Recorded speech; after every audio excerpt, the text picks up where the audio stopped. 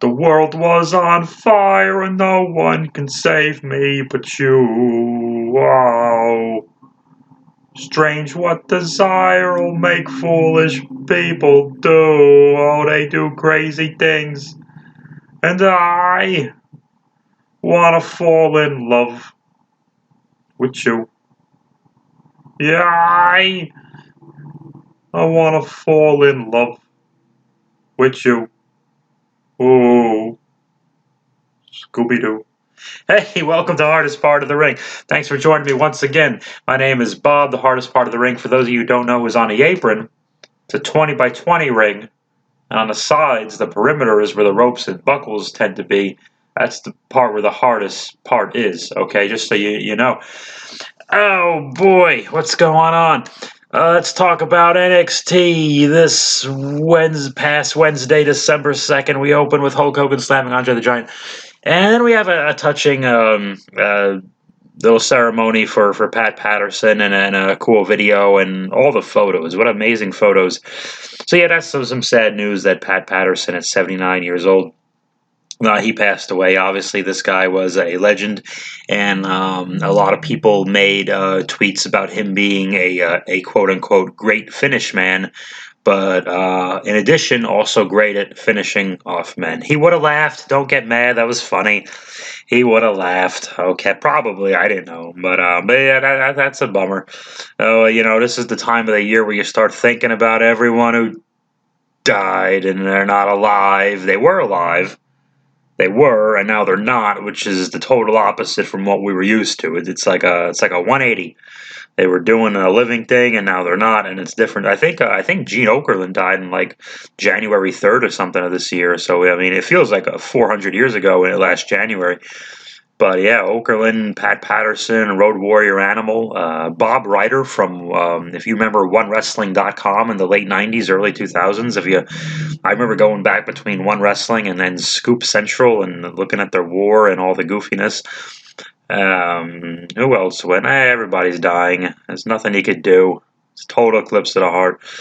But that was very sad. But Triple H is funny when he grieves because he still has to grieve like angrily. Like he can't. He still has a look on his face where he still has to look like he's doing his WrestleMania entrance as he's grieving. It's very silly. But watch it next time. It will distract you and ruin the moment. I don't know if they did a 10-bell salute or not. I think they just had the other people chant, which is a little weird, but it's maybe just not used to it. But nevertheless, it was a nice tribute to Pat Patterson. And I did not go banana for the next segment, but waka waka. Jokes. Damian Priest enters and Johnny Gargano is on commentary. And Leon Ruff is also there, and they're gonna have a tag team match. I wonder if in this tag match there's going to be a lot of non-cooperative tags where the illegal guy tags the legal guy by slapping him on the back or something like that when the guy who was legal did not want to be tagged, and then they argue about it. I wonder if that'll happen. It never happens. It did happen. We see backstage though Damian Priest. And what was he doing? Oh yeah, that's right. He beat up the other guys, the two of the El Phantasmo, Chicken Man, Blastorama. That's a White Zombie reference or something. Priest threw one of the little 205 henchman guys into the wall, and because he's a foot taller than him, and he's like an adult, and he has a deep voice. I always laugh when they say Damian Priest from New York City, because that's hilarious. No one from New York City, when they talk to each other, where do you live? I live in New York City. Well, no shit. You're from, where are you from? Oh, I'm from Brooklyn, from Queens. You don't even say Brooklyn, Queens. You say what part of Brooklyn, Queens. Oh, I'm from Williamsburg, Park Slope, Astoria, Sunnyside. Just take your pick. Or they'll just say Lower East Side, meaning Manhattan. West Village, and I don't think anyone lives in West Village. Upper West Side, no one has the money. You wouldn't be a pro wrestler if you lived in the Upper West Side. Moving along. The good guys win. This match gets 419 stars. So they did a thing where Priest, it was nice how they did it. Priest hits his Scooby-Doo finish, the thing that Cody Rhodes does. But the guy took a head bump. Well, good for him. Who cares? And yeah, so the Priest had the guy out with his finish, but he tagged in Ruff anyway, and Ruff also hit a flippity doo dah off the top. So you can argue Leon Ruff can make his case that he hit his big move and scored the pin, and Priest could make the case, yeah, I pretty much took care of it anyway. So they kind of left it vague, and I dug that. So what happens next? There's the Scream faces show up. Johnny Gargano is happy because they have to call him Ghostface so they don't get sued. But the Scream face people with the mask, they just show up and they stare. I don't know how many he has. Are these things supposed to be? They're not Pat McAfee. They're not Indy Hartwell. Who are these people? Who are these people? What's the deal with everybody in NXT wearing a Scream mask? It's not Halloween. Who are these people? Alrighty. Sloppy Blackheart is in a segment, and she's welding nothing, and Rhea Ripley and Ember Moon show up, and they lift up a tarp, and clearly they got her a new tank. We know it's a new tank, so they're going to make us wait to War Games to see the new tank. We don't care, because she only had 9 gimmicks instead of 10, so we had to make sure. The Undisputed Era is in suits, and they're having a meal, and then they're reflecting, but then they're not reflecting, and they got all separate checks, I think, and that's very annoying. I don't know that. I made that up. I don't know the answer. That was nice, just to see them kind of out of the element, but still trying to be the Undisputed Era at the same time. It wasn't bad. Cameron Grimes wrestles August Gray, who was substituting for November Rain, who was substituting for Sober October, who was substituting for Mustache November, so we were stuck with August Gray, and Grimes wins with his stompity thingy, and the match gets 201 stars, and he has a strap, Cameron Grimes does, and he whips the guy he beat up. He beats up the Hunt for Red October, whatever the guy's name is, and he beats up March Madness with the strap, and then Dexter Lumis shows up, and I forgot what happens there. I think Grimes probably just ran away, I guess, or no, Grimes smacked him, and then Loomis grabbed the thing and smacked him back, because at War Games they're going to have a strap match. They already had a match with zombies, but where else can you go from here to a strap match? I hope this is over. The brand, Pat McAfee's group, exists. What did they do? Did they cut a promo? I forgot what they did. I just wrote down that they were there. I thought I'd remember, but I didn't. I forgot, but they exist. Oh, they cut a long thing. That's right. Pat McAfee starts his heel promo by saying he respects and loves Pat Patterson. Cool. And he did, but I don't respect you, and you. Okie dokie, fine, but what did we need that for? Did we just we needed to like you? You need to remind us you're a cool heel that you really want us to cheer, so you just bury your faces, you stupid mark. You have no business in the business. I take back my compliments from a week ago. Having a good line here and there does not mean a good performance. I mean, I may chuckle at a line or two, but, it's hot garbage. I can't wait for Dunn to turn on these guys and just power through them. The Thatch Can segment, these haven't been making Hulu the last several times they aired, so they were actually new to me again. This was a nice twist. Ciampa shows up. I guess last week he did a thing, and it wasn't on Hulu. It was not on the Hulu edition of WWE NXT with limited commercial interruption. Ciampa shows up, and he smacks Thatch around a little bit, I guess, or they brawl. I guess the Thatch did the fake thing where he's going to walk away and then he's not. And one of Thatcher's students hits Ciampa from behind, so the brawl gets to be in Thatcher's favor. And Thatcher eventually chokes out Ciampa and leaves him, which is good. And I love Ciampa, but I mean, Thatcher is supposed to be the ultimate wrestling machine. Like, why is he getting beat up by students? And I don't know. But in a wrestling thing, yeah, he should choke out Ciampa. And in a brawl, Ciampa should just punch his teeth out. I mean, this is what we're good at. This is what we do. And if it was a one-on-one match, yeah, Ciampa going over. I hope Ciampa and Thatcher wrestling at this Sunday's War Games on December 6th, 7 p.m. Eastern, 4 p.m. Pacific time. I don't know if they are. I think they are. And what happens next? Oh yeah, Ciampa had like a big booger or something, or saliva on his mustache, beard, and it was kind of gross. Next, Somebody's talking to a blonde lady about respect. Who was talking to a blonde lady about respect? I forget. But there was a blonde lady. I think it was the women, because we set up a women's ladder match where Sloppy Blackheart, the Gremlins 2 girl, is going to wrestle Raquel Gonzalez. I like Raquel. I think that there's something there.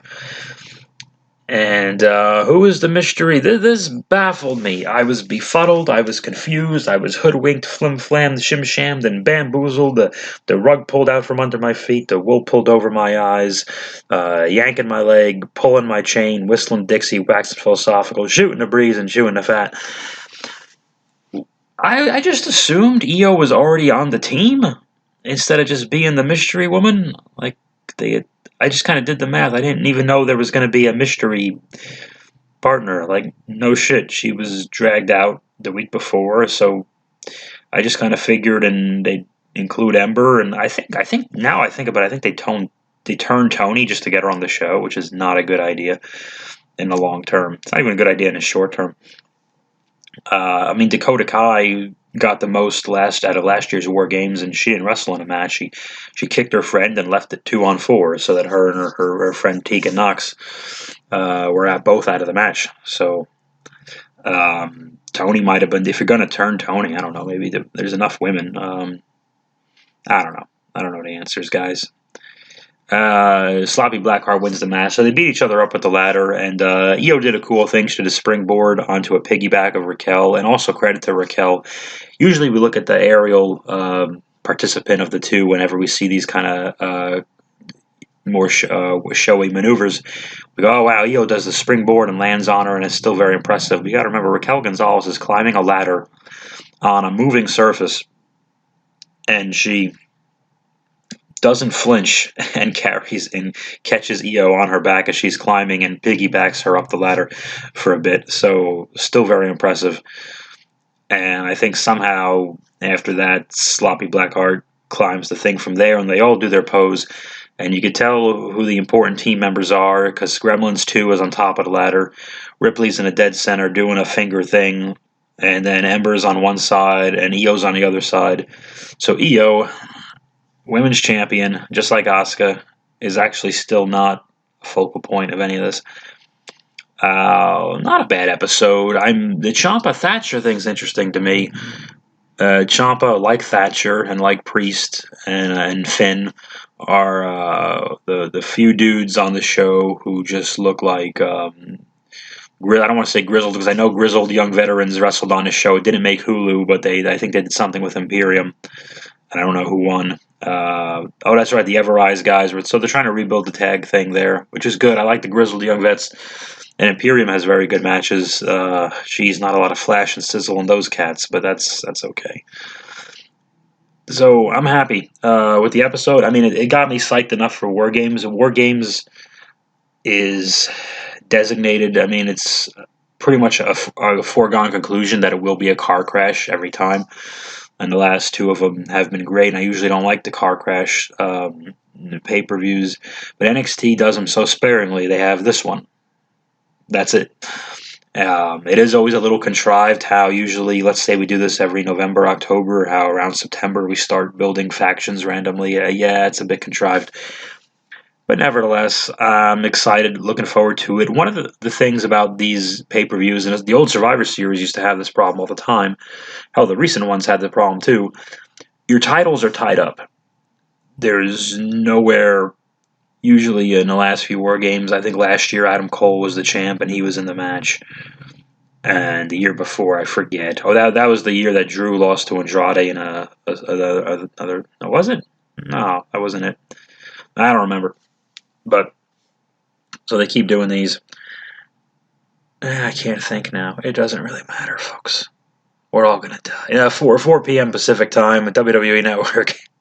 It's weird being on the West Coast and pay-per-views just happen in the middle of the day now. But it's actually also kind of nice when the thing ends and like you're like, oh, let me carry on with what I was doing now. Just take a couple hour break and watch your wrestling. The titles are always tied up. So you got the North American Championship.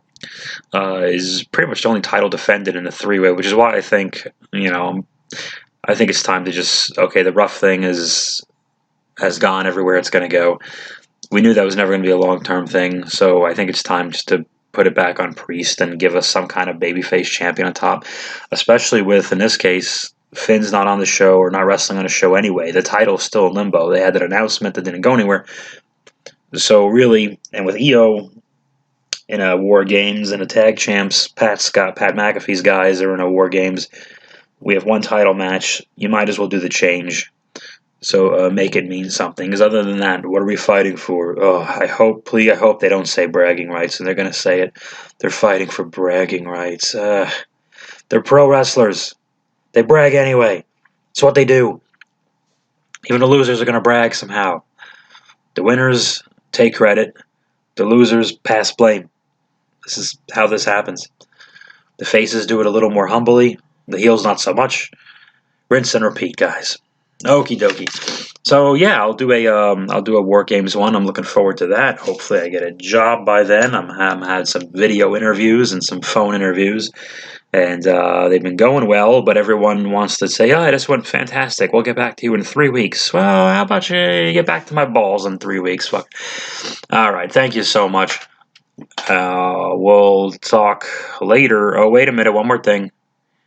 If War Games has 2 rings and a double cage around the 2 rings, it's going to be really difficult, actually impossible, for 2 wrestlers to go outside the ropes and take bumps in the hardest part of the ring. Unless, wait, you thought I was finished. You go between the 2 rings, cage or no cage, and take bumps there between those 2 sets of ropes. And at this point, it's the only time of the year where the middle of your ring, which is 2 rings, the middle is not the softest. No. Nay, I say. At War Games, the middle of the ring will actually be the hardest part of the ring.